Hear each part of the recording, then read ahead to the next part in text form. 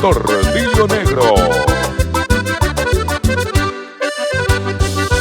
Armindo González. Anoche vine a cantarle a mi querida Ruperta. Cuando lo estaba cantando se me vino la tormenta. Anoche vine a cantarle a mi querida Ruperta. Cuando lo estaba cantando se me vino la tormenta. Ruperta. Ruperta. ¿Quién es? Soy yo, tu marido. ¿Qué es lo que estás queriendo? Abrime la puerta, mi amor, que quiero dormir a tu lado.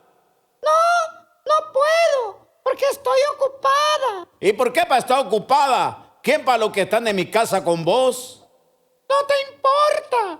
Si ellos están tocando nomás. Ay, Ruperta, abrime la puerta. Ay, Ruperta, que te quiero ver. Ay, Ruperta, no seas tan mala. Ay, Ruperta, que está por llover. Ay, Ruperta, abrime la puerta. Ay, Ruperta, que te quiero ver. Ay, Ruperta, no seas tan mala. Ay, Ruperta, que está por llover.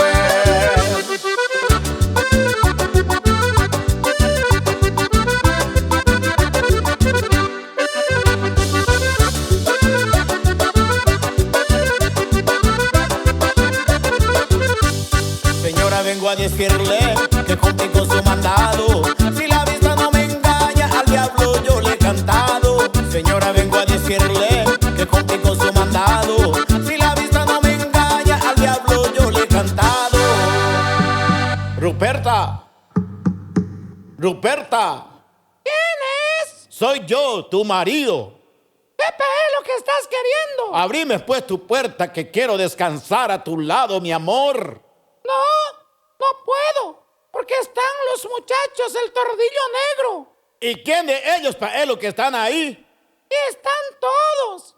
Está Néstor, Armindo, Héctor, Marcial Pacobá, Basilio, Almeida y Manito Berna también. ¿Y qué están haciendo ese gente viejo ahí? Comen, chupan, fuman y tocan. ¿Y qué es lo que tocan?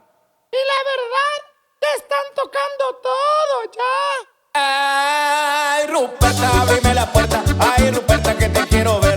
Ay, Ruperta, no seas tan mala. Ay, Ruperta, que está por llover. Ay, Ruperta, abrime la puerta. Ay, Ruperta, que te